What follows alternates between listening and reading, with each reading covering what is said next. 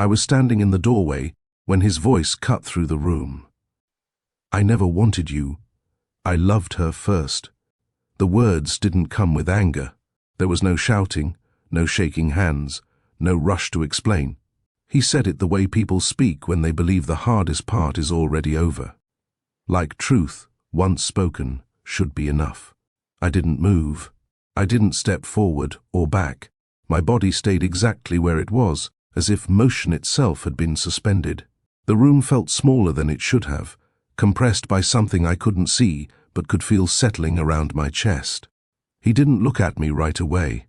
When he finally did, his expression wasn't cruel. It was tired, almost relieved, as if he had been waiting for this moment longer than I realized. I remember noticing details that had nothing to do with him, how the bedspread was twisted, how one pillow lay on the floor, how quiet everything sounded after his words landed. It wasn't shock that filled me. It was stillness, the kind that arrives when your mind understands what your heart hasn't caught up to yet. Nothing had been explained. Nothing needed to be. Whatever I thought my life was about to become had already slipped out of reach, right there in that room. "I never wanted you. I loved her first." The sentence didn't echo. It didn't need to. It settled immediately, heavy and final, like something that had been waiting for permission to exist. I remember how calm my breathing sounded in my own ears. In, out, slow, controlled. As if my body was cooperating with a reality my mind refused to protest. I'd always believed moments like this would feel loud. That betrayal would announce itself with chaos. But this came quietly, almost respectfully, as though it didn't want to draw attention to the damage it caused. I didn't ask who he meant. I didn't need to. The certainty arrived on its own, uninvited and unmistakable. The kind of knowing that doesn't require proof because it rearranges your understanding of every memory that came before it. There was no scramble for excuses, no panic, no attempt to soften the impact. Just honesty delivered too late to be merciful. He stood there like someone who had finished a long performance and was finally allowed to step out of character. I felt exposed, but not in the way people describe vulnerability. This was something colder, a realization that the love I thought I shared had always belonged somewhere else, and I had simply been standing in the wrong place, believing it was meant for me. I waited for my chest to tighten, for my throat to burn, for tears to force their way out.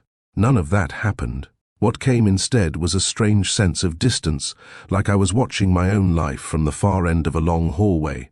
In that stillness, something important shifted.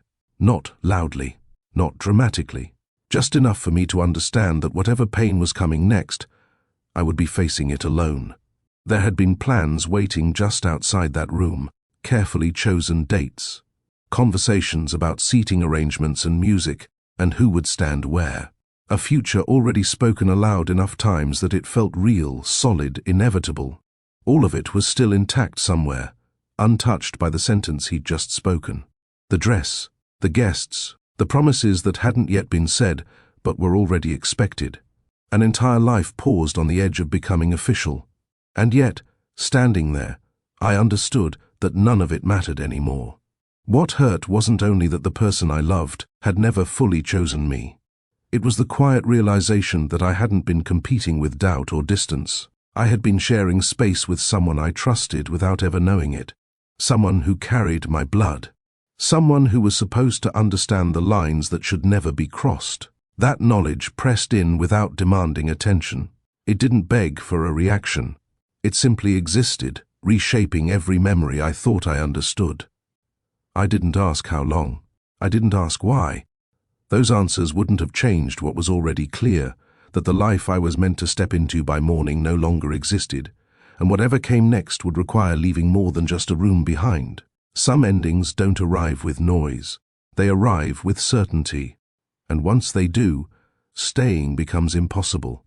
I didn't raise my voice. I didn't ask him to explain himself. I didn't reach for anything in that room. Not my bag, not the object that had brought me back there, not even a final look meant to wound. I turned away. That was it. The decision wasn't brave. It wasn't composed. It was instinctive. The kind of movement you make when staying would require pretending something hadn't just ended. By morning, there would be questions. People would search for reasons that felt easier to accept. They would call it confusion, stress, a misunderstanding. They would want reassurance that nothing permanent had happened, that everything could still be rearranged if the right words were spoken quickly enough. But I was already gone. I didn't announce my leaving. I didn't explain myself to the people who believed they were owed clarity. I stopped answering messages. I stopped correcting assumptions. I let silence do the work I no longer had the strength to manage. There is a particular kind of loneliness that comes with walking away before anyone understands why you had to. It doesn't feel dramatic. It feels empty, like standing in a wide, unfamiliar place where your past can't follow you, but your future hasn't arrived yet either. For a long time, no one knew where I was. Some people thought that meant I was broken. Others assumed I would come back once the shock wore off. They were wrong about both. What people didn't see was what came after the silence. They didn't see the years that passed without explanations, the slow reconstruction of a life that no longer revolved around what had been taken from me. They didn't hear the nights when I had to learn how to sit with myself again, without the noise of expectations or the weight of someone else's choices. There was no announcement when I began to rebuild, no moment where everything suddenly made sense, just a series of small, deliberate decisions that added up to something steadier than what I had lost. If you're listening right now, and stories about betrayal, resilience, and choosing yourself speak to something you've lived through, please subscribe to this channel. Make sure you hit the subscribe button so you don't miss the stories that unfold quietly, honestly, and without pretending that healing is loud or easy. Because if you've ever trusted someone completely, only to realize the truth had been withheld until it was too late, if you've ever been replaced, without warning, or left to carry humiliation without closure, you already understand the kind of wound that doesn't ask for attention but demands reckoning. This story isn't about revenge. It isn't about proving anyone wrong. It's about what happens when you choose yourself quietly, without permission, and allow time to do what confrontation never could. There is more beyond that room, beyond that sentence, beyond the version of me who walked away without looking back. And what came next wasn't louder or faster or easier, but it was real. If you stay with me, I'll tell you how it happened. I went back for the bracelet because it felt like a way to steady myself. It had belonged to my grandmother, thin gold worn smooth by time, bent just enough to show it had lived a life before it ever reached me. She gave it to me years earlier, fastening it around my wrist with careful fingers and a seriousness that made me pay attention. Marriage isn't about perfection, she had said. It's about choosing someone, even when life isn't kind. I could still hear her voice as I stood in the hallway that night, keys in my hand, telling myself I just needed one small thing before morning arrived. The bracelet felt like proof that I wasn't walking into something fragile. It felt like history backing me up. Earlier that evening, Caleb had laughed when I reminded him to get some sleep. "You're the one who needs rest," he said, brushing my hair back. "Tomorrow's a big day." "I'm calm," I told him. "I trust us." He smiled easily. "That's why this works." I believed him. I believed that trust was built slowly and held carefully, not tested for sport. I believed stability meant choosing the same person every day, even when no one was watching. That belief mattered to me. It shaped how I loved. It's something I learned later to examine more closely. Not everyone defines commitment the same way, and assuming alignment without honest conversations can cost more than people expect. That night, I thought the bracelet would remind me who I was before love became public. I didn't know it would become the reason everything else finally made sense. Caleb had always been good at making certainty feel natural.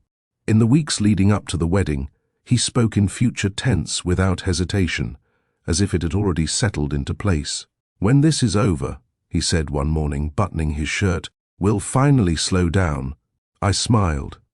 "You say that like life actually slows down." "It will for us," he replied. "We're doing this right." That word, right, had meant a lot to me.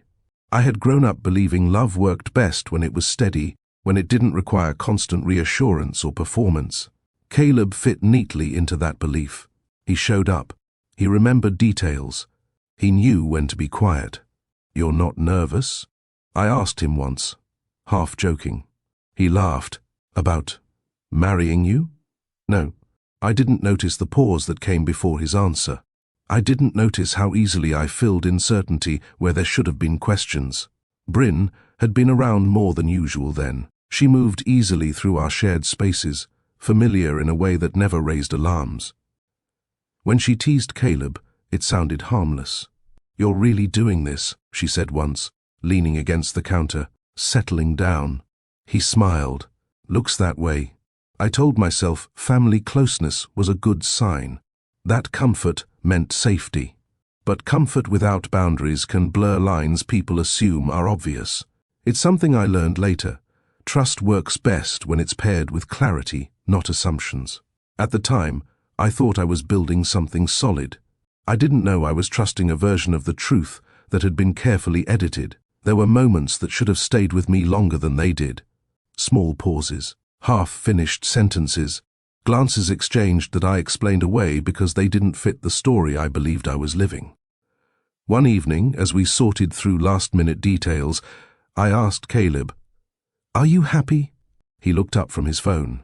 "Of course I am." The answer came quickly, but his eyes didn't stay on mine. Bryn noticed it before I did. Or maybe she noticed that I didn't. "You're quiet lately," she said to him, her tone light. "Wedding nerves?" He shrugged. "Something like that." I laughed. Everyone keeps saying that. No one disagreed. Later that night, when the apartment finally settled into silence, I caught myself staring at the bracelet in my palm, running my thumb over its worn edge.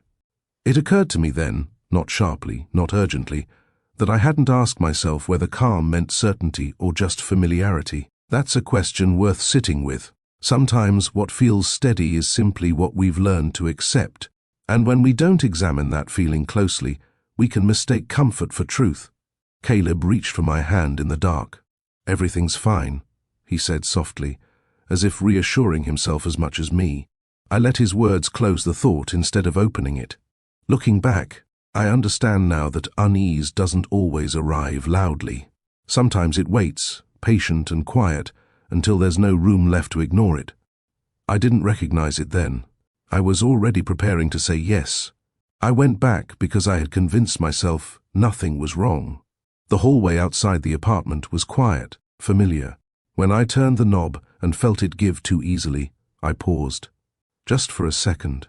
"That's strange," I murmured to myself. The door opened without resistance. Inside, the lights were on. Not bright, just enough. The kind of light people leave when they expect to return soon. My footsteps sounded louder than they should have as I set my keys down. "Caleb," I called, keeping my voice low. No answer. I moved further in, every step slower than the last. The apartment felt occupied but not welcoming, like a place that had already adjusted to my absence. From the bedroom, I heard movement, fabric shifting, a quiet breath that wasn't mine. I stopped just short of the doorway. "Caleb?" I said again. This time, he answered. "Ilara."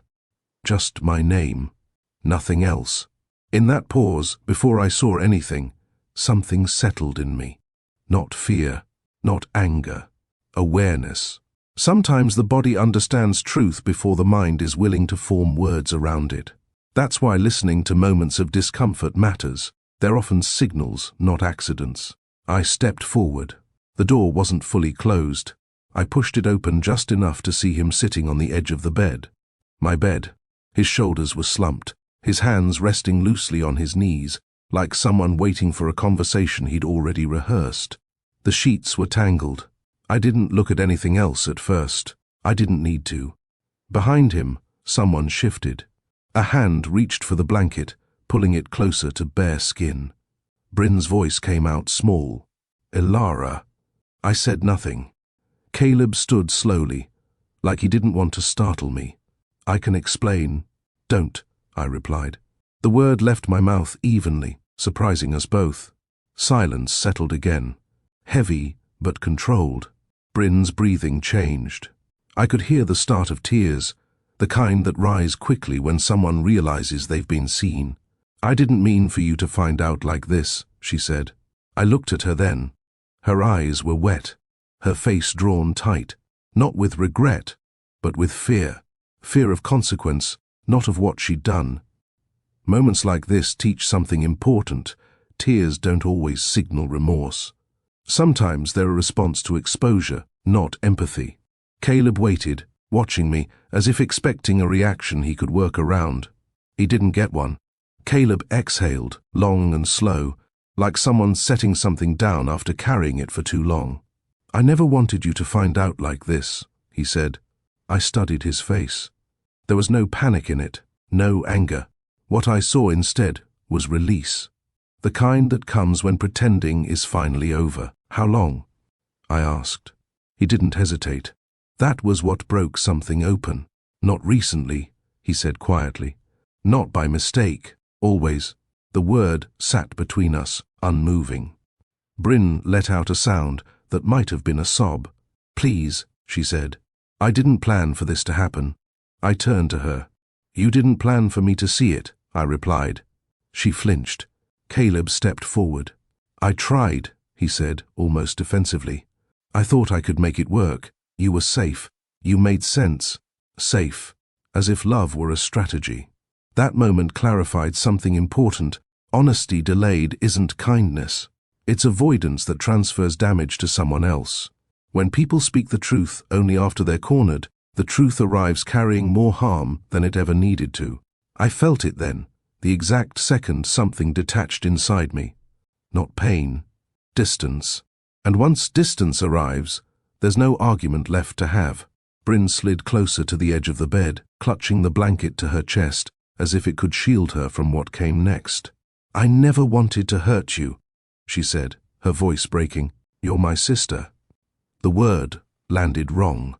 "You didn't think about me at all," I replied, keeping my tone level. "If you had, we wouldn't be standing here." Her tears fell faster then. She covered her face with her hands, shaking slightly. "I didn't mean for it to go this far." Caleb watched her, concern flickering across his face. Not for me. For her. That was when it became clear.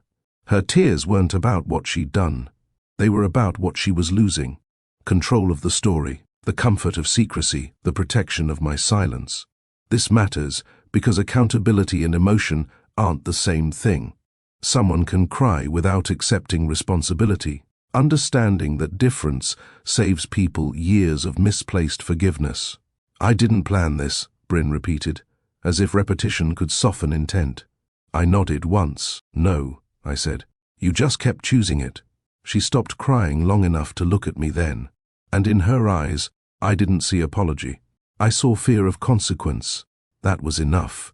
I waited for something inside me to rise. Anger, grief, the urge to argue or demand explanations that wouldn't change what had already been said. None of it came. Instead, there was a quiet clarity. "I'm done," I said. Caleb looked startled. "Elara, wait." "There's nothing to wait for," I replied. My voice didn't shake. That surprised him more than shouting ever could. I turned toward the door. Behind me, Bryn whispered my name again, softer this time, as if volume might earn mercy. I didn't answer. Caleb took a step after me. "We can talk about this. We can figure something out." I paused, not to reconsider, but to be understood. "You already chose," I said. "You just waited until I couldn't stop it." That was the moment it happened, the emotional disconnect people talk about but rarely recognize while it's happening. When care doesn't fade slowly, but switches off because continuing would require self-betrayal. Walking away wasn't dramatic. It was necessary. That's something worth learning. Closure doesn't always come from conversations. Sometimes it comes from deciding not to participate in what diminishes you. I left the room without another word. And I didn't look back. I didn't sleep. By morning, my phone had started vibrating across the table like it had something urgent to confess on everyone else's behalf. "Elara, are you okay? Call me back. What's going on? The venue is asking questions. Please tell me this is a misunderstanding." I stared at the screen without touching it. Caleb's name appeared once. I didn't open it. Then the wedding planner called. "We just need confirmation," she said carefully. "Are we postponing or—" "It's cancelled," I said. There was a pause. "I'm sorry. I need to notify everyone." "Yes," I replied. "Please do." Within hours, the noise multiplied. Relatives, friends, opinions disguised as concern. "This doesn't sound like you," someone texted. "Have you actually talked to him?" another asked. "People make mistakes," a voice message said gently. "Don't throw everything away."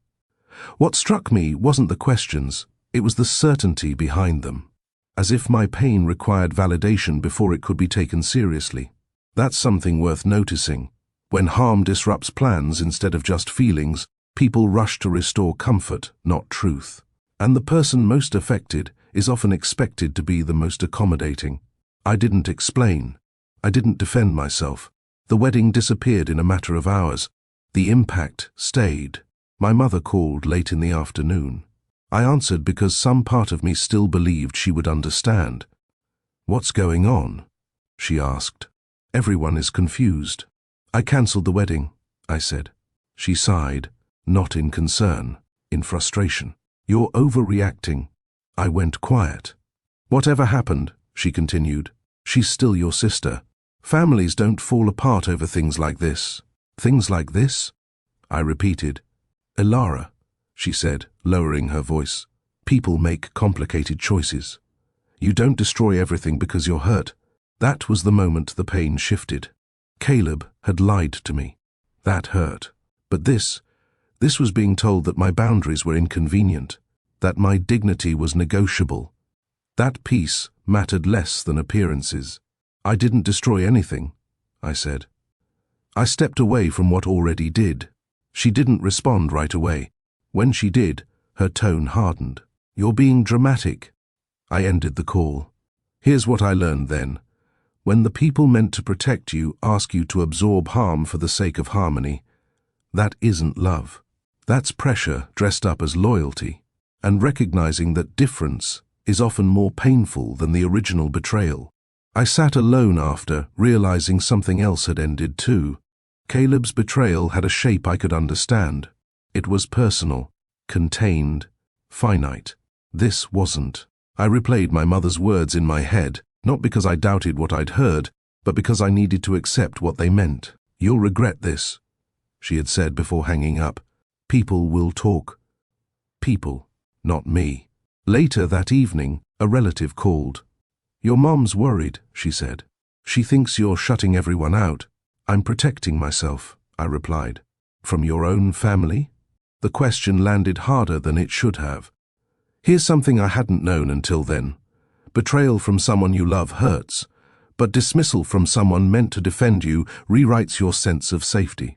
It teaches you that pain is only acceptable if it's quiet enough not to inconvenience anyone else. That realization made the decision clearer. If the people meant to protect you minimize your pain, what would you do?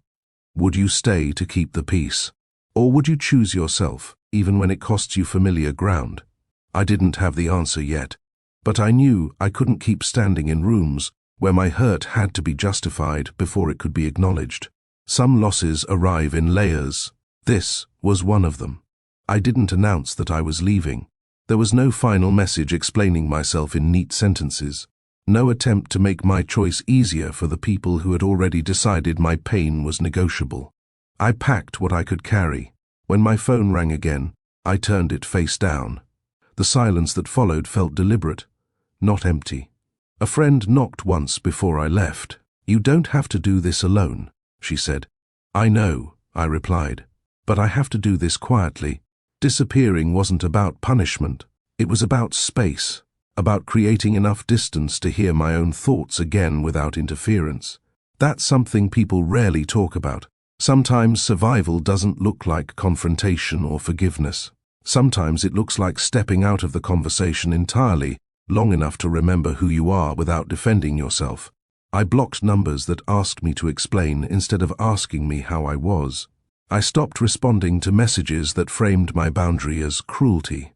If the people meant to protect you minimized your pain, What would you have done? I left without spectacle, without certainty, just with the understanding that staying would have required me to disappear anyway, just more slowly. So I chose the version that let me breathe. The city didn't ask questions. That was the first thing I noticed. When I handed my ID to the landlord, he glanced at it and slid it back. "You'll like it here," he said. "People mind their business." "I hope so," I replied. The apartment was small, clean, forgettable in the best way. No shared history clinging to the walls. No expectations waiting for me to meet them. At the grocery store, the cashier smiled politely. "Paper or plastic?" "Either," I said, realizing no one knew what I'd just left behind. That anonymity felt like relief and guilt, both at once. I started working immediately. Long hours, extra shifts. "You don't have to stay late," my manager said one evening. "I want to," I replied. And I meant it. Work gave my days shape. It kept my thoughts from wandering too far back. Avoidance can look productive, and sometimes it's necessary before healing is possible. But it's worth noticing when busyness becomes a substitute for rest.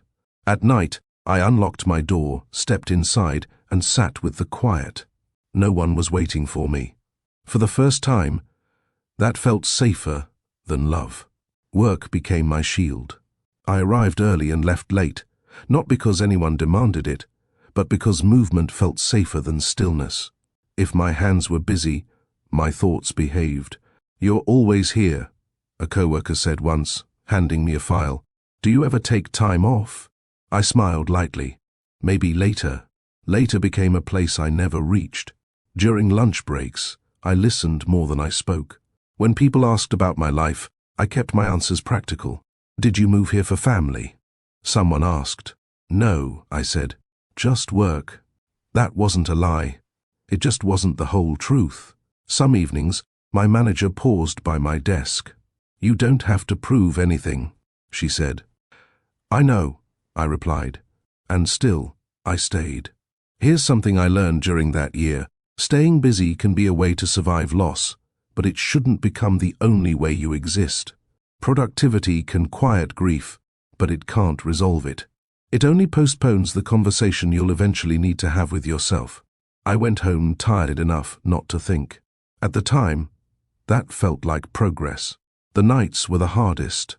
I learned that quickly. I turned the TV on the moment I got home, not to watch anything in particular, just to fill the space. Voices helped, even when they weren't speaking to me. Once, a neighbor knocked on my door. "Sorry," she said, gesturing toward the wall. "Is everything okay?" "Yes," I replied. "I just like background noise." She smiled. "Me too." After she left, I turned the volume down slightly, then back up again. Lying in bed, I stared at the ceiling while the screen flickered in the corner. I let the sound blur into something distant. It was easier than sitting alone with thoughts that arrived uninvited. Grief behaves differently when no one witnesses it. There's no script, no timeline. It stretches and contracts without warning. Some nights I whispered, "It's over," just to hear it said out loud. Other nights, I said nothing at all. This taught me something important. Avoiding silence doesn't mean you're weak. Sometimes it means you're giving yourself time. But eventually, silence asks to be heard. And when it does, it deserves patience, not judgment.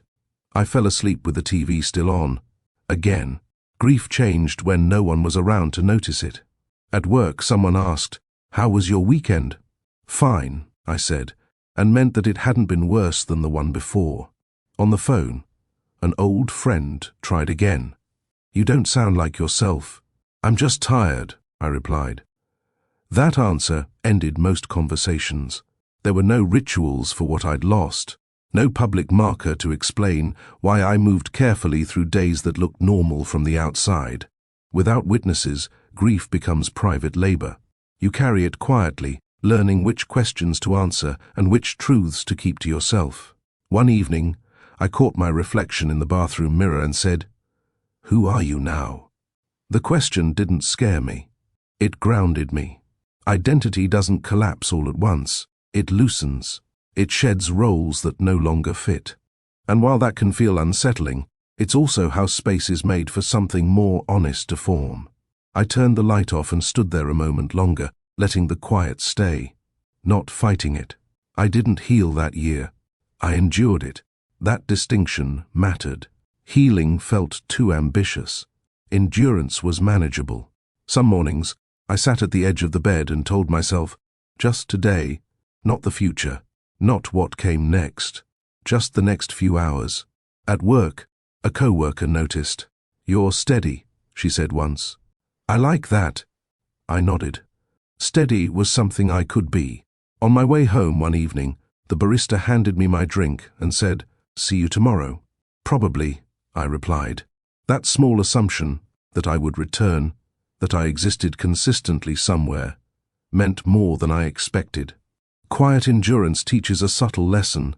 You don't have to be strong in visible ways to survive. Showing up counts.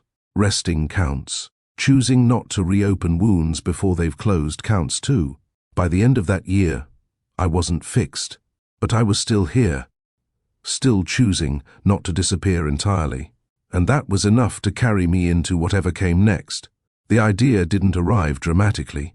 It showed up while I was answering emails late one evening, fixing a process that wasn't technically my responsibility. "You should charge for this," a co-worker said, watching me reorganize a client brief.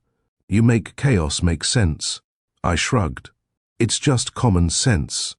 "Not everyone has it," she replied. That sentence stayed with me. I started noticing patterns, small brands struggling not because they lacked talent, but because they lacked structure, clarity, someone to tell them, calmly, what to fix first. I mentioned it once, casually, over coffee. "I've been thinking about consulting," I said. My friend raised an eyebrow. "Thinking or planning?" "Thinking," I answered. Carefully. Here's what I learned then. New beginnings don't always come from confidence. Sometimes they come from competence quietly asking for more space. I didn't tell anyone else. I didn't announce anything. I just opened a blank document and started outlining what I knew. I didn't post about it. I didn't tell people I was starting anything. I just started. After work, I stayed up building frameworks, rewriting proposals, testing names that never left my notebook. I reached out to one small business owner I trusted. "I think I can help you," I said carefully. "No pressure." She laughed. "You already do. What's different?" This time, I said, "I'd like to be intentional." We set a modest fee, no contracts that sounded impressive. Just clear expectations. "Send me what you have," I told her. "We'll take it step by step." Progress was quiet, no applause. Just revision after revision. That's when I understood something useful. Execution doesn't need permission. Waiting to be ready often delays growth more than lack of skill ever does. I didn't celebrate the first invoice. I saved it and went back to work. I didn't feel inspired most days. What I felt was committed. Some nights, I stared at my screen longer than I worked. When that happened, I set a timer anyway. 30 minutes, I told myself. That's all. Sometimes 30 became 45. Sometimes it didn't. I showed up either way. A client emailed once. "How do you stay so consistent?" I smiled at the question before answering. "I don't rely on motivation," I wrote back. "I rely on systems." She replied, "That explains a lot." That was the year I learned this. Motivation comes and goes, but discipline can be designed. Small routines done repeatedly build more than bursts of energy ever will. I worked before I felt ready. I stopped waiting to feel confident before acting. Confidence, it turned out, was a byproduct, not a requirement. By the end of that year, I wasn't excited. I was dependable. And that changed everything. The change was subtle. I noticed it when a client questioned a recommendation. "Are you sure this will work?" he asked. "Yes," I replied. No explanation, no defensiveness. He nodded. "All right." That was new. I stopped rereading my emails 10 times before sending them. I stopped softening my language to make it easier for people to disagree with me. A friend noticed too. "You don't ask for reassurance anymore," she said. "I already checked," I replied. "I trust my work." Confidence didn't feel loud. It felt settled, like standing on ground that didn't shift when someone leaned on it. Here's something worth learning. Real confidence grows from evidence, from keeping promises to yourself, from watching your own consistency stack up over time. I didn't need to announce who I was becoming. My behavior was already doing it for me. Success didn't arrive all at once. Some months were quiet, too quiet. "I thought things would move faster," a friend said over the phone. "So did I replied. "But this is better." "Better how?" "It's real," I said. "Nothing here disappears overnight." Clients came through referrals, not marketing tricks. One introduced me to another. "She helped us get clear," someone told a colleague. That's rare. Work piled up slowly, manageably. I turned down projects I couldn't do well. "That's money," my friend warned. "So is my reputation," I answered. Here's what became clear during that stretch. Sustainable growth asks for patience. Fast wins feel good, but they don't teach you how to maintain what you've built. By the middle of the third year, I wasn't chasing momentum. I was managing it. And that felt like a different kind of success altogether. One afternoon, a client said something that stopped me. "I don't know how you do it," she said. "You're calm, even when things are messy." I paused before answering. "I've learned that panic doesn't fix anything." She smiled. "It shows." That was the moment I realized I wasn't building just a business. I was building a way of moving through the world, measured, intentional, steady. I no longer introduced myself by what I'd lost. I spoke about what I was creating, and I didn't rush to explain myself when people didn't immediately understand. Growth, I learned, isn't about becoming impressive. It's about becoming reliable, to yourself first. By the end of the third year, I could look ahead without fear. Not because everything was certain, but because I trusted my ability to adapt. Listeners tend to root for people when progress feels honest, when it's earned, when it looks like this. Peace didn't arrive as a feeling. It arrived as behavior. I noticed it during a client call when a delay came up. "I can wait," I said calmly. "Rushing won't help either of us." There was a pause on the other end. "Thank you," he replied. "Most people panic." "I don't anymore," I said, almost to myself. That was new. In years 4 and 5, my reactions softened. Not because I cared less, but because I understood more. I didn't absorb tension that wasn't mine. I didn't explain myself just to keep conversations comfortable. A friend pointed it out one evening.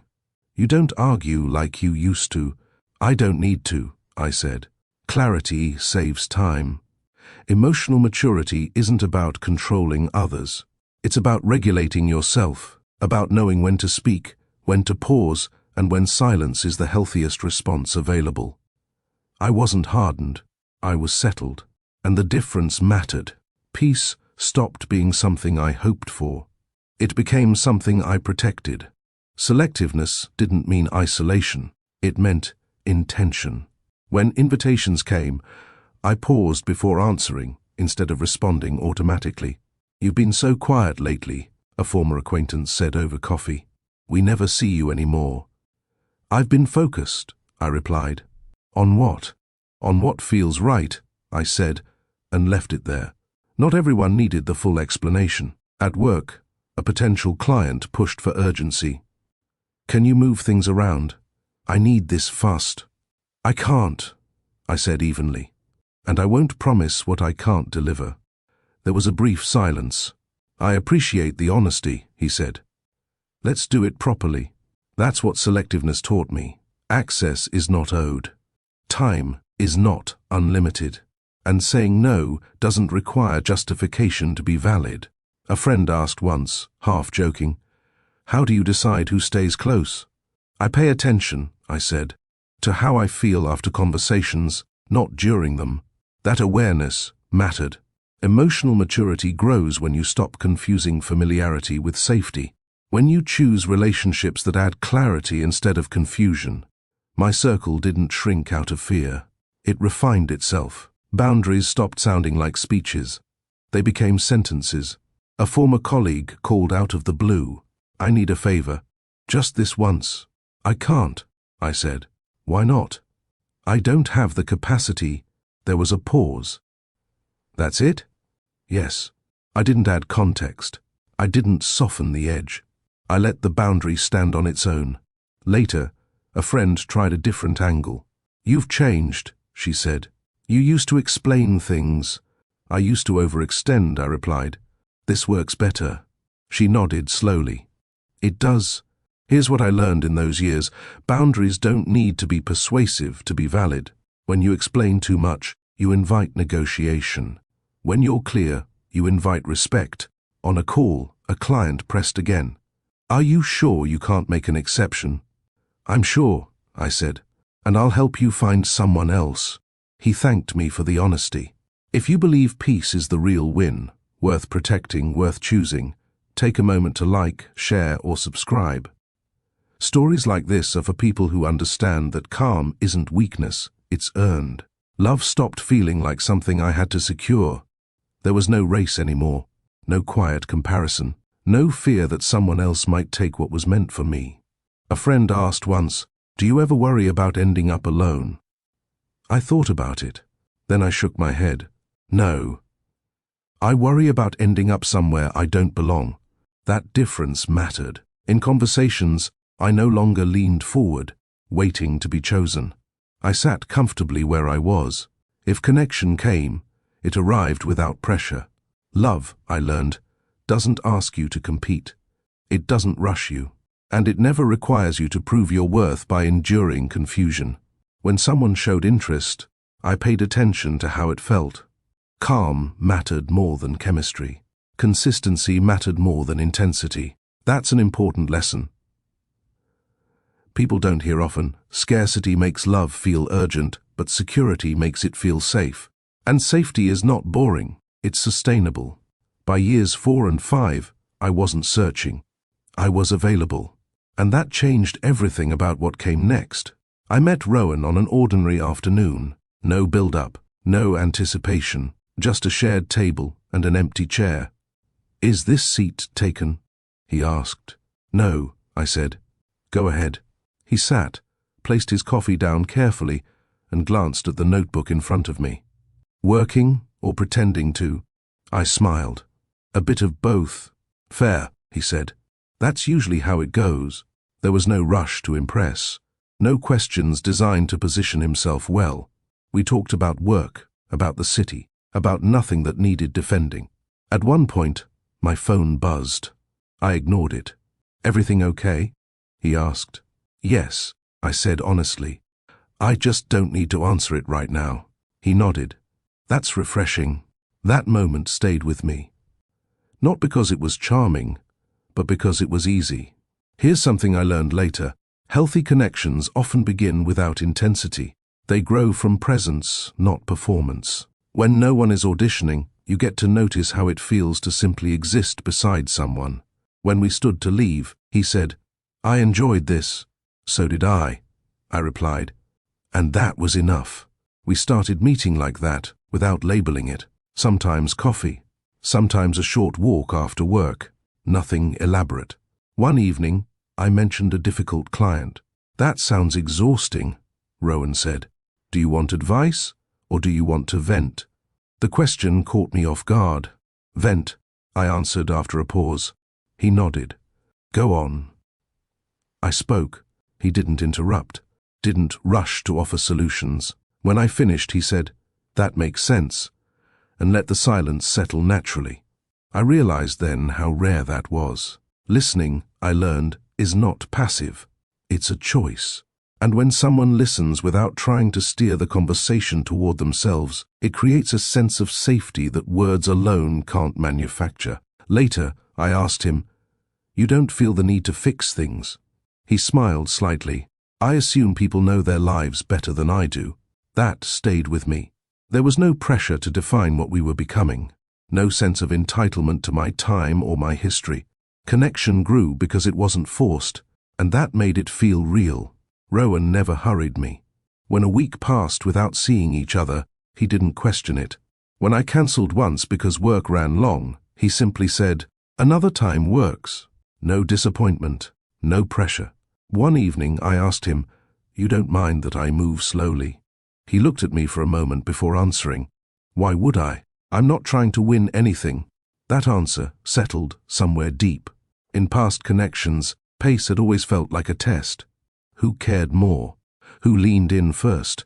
With Rowan, time wasn't something to control, it was something to respect. Once, when I checked my watch mid-conversation, I apologized. "I didn't mean to rush you." He shook his head. "You weren't. I like that we don't owe each other urgency." That mattered.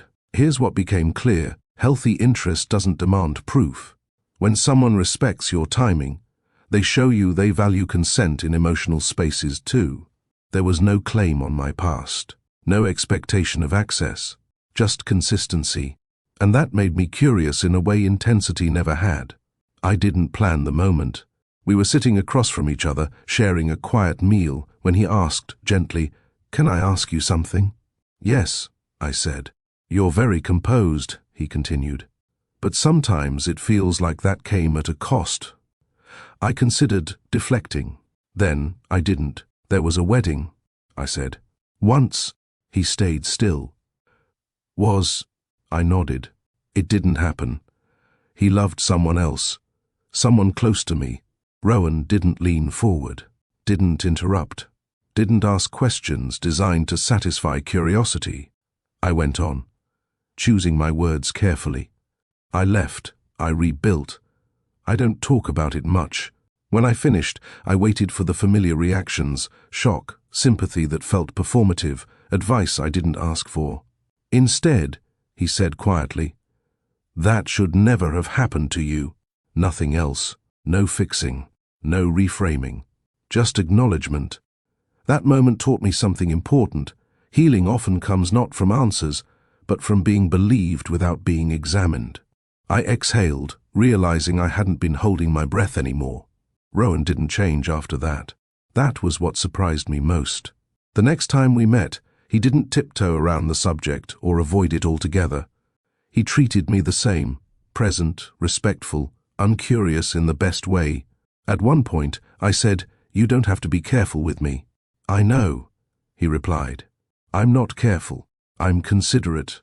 That distinction mattered. He didn't ask how I was doing now.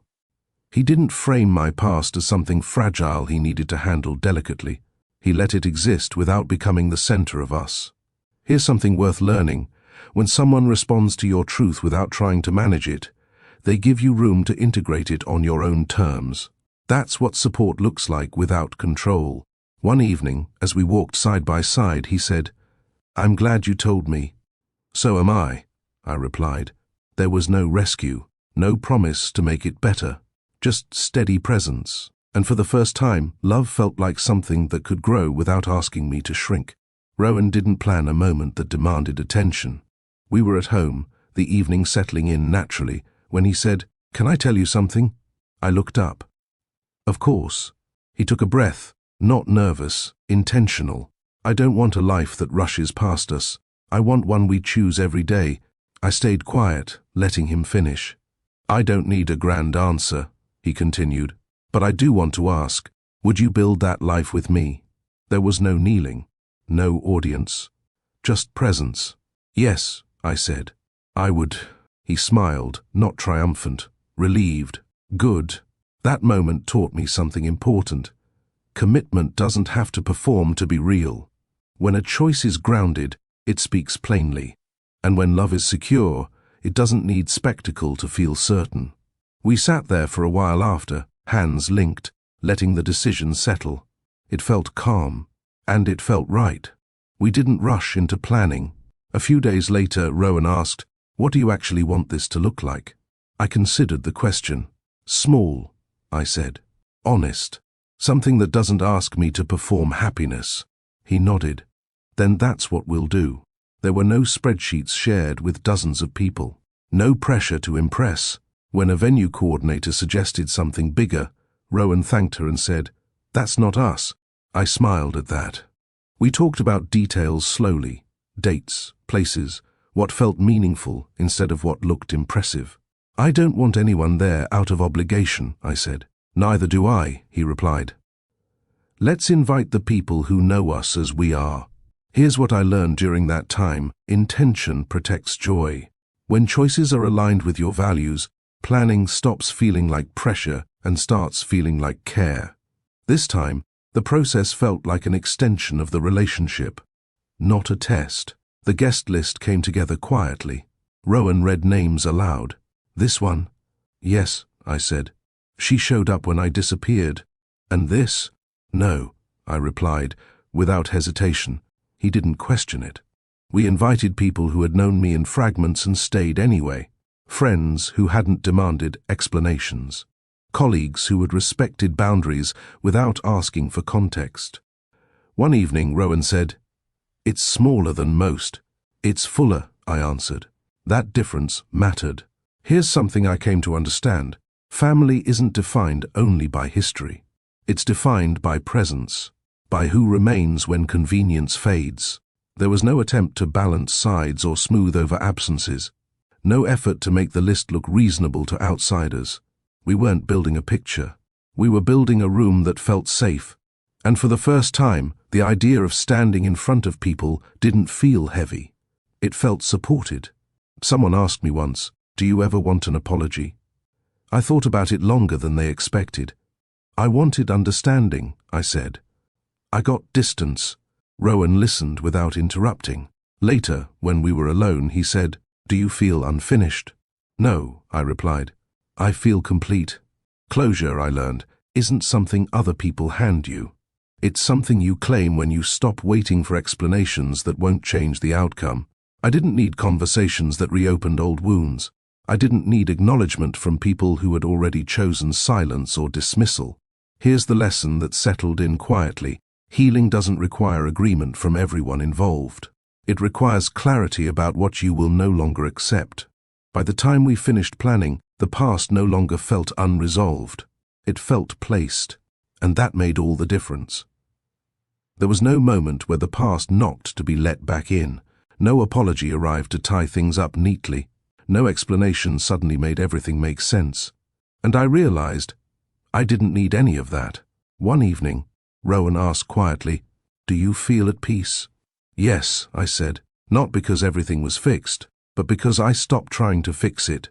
That was the truth. I didn't move forward because anyone made amends. I moved forward because I chose myself again and again when it would have been easier to stay stuck in what I was owed. That choice didn't harden me. It clarified me. Here's what I know now. Closure isn't about being validated by the people who hurt you. It's about honoring yourself enough to stop reopening doors that lead nowhere. I didn't need apologies to move on. Not because they apologized, but because I chose myself. If you're listening to this and something in it feels familiar, you're not alone. Maybe you were replaced without warning. Maybe your pain was minimized by people who should have protected you. Maybe you were told to be understanding when what you really needed was respect. This story isn't meant to reopen old wounds. It's meant to remind you of something that often gets lost when betrayal enters the picture. Choosing yourself is not bitterness. It's clarity. There's a difference. Bitterness keeps you tied to what hurt you. Self-choice releases you from needing permission to move forward. It doesn't mean you stop caring. It means you stop sacrificing your well-being to preserve situations that were already costing you too much. Peace works the same way. Peace is not weakness. It's not avoidance. It's the result of learning what deserves access to your time, your energy, and your heart. It's what happens when you stop explaining boundaries to people who benefit from crossing them. If no one ever apologized to you, that doesn't mean your healing is incomplete. Closure doesn't depend on someone else's awareness. It depends on your willingness to stop reopening doors that lead back to the same harm. You're allowed to outgrow people. You're allowed to redefine love. You're allowed to build a life that doesn't include chaos just to feel chosen. And if this story spoke to you, if it reflected something you've lived through or something you're still working your way out of, please subscribe to the channel. Make sure you subscribe for more quiet, powerful stories about resilience, self-respect, and choosing yourself without apology. I'd also love to hear from you. What did choosing yourself look like in your life? Or what do you hope it will look like? Some stories don't need to be loud to matter. They just need to be honest.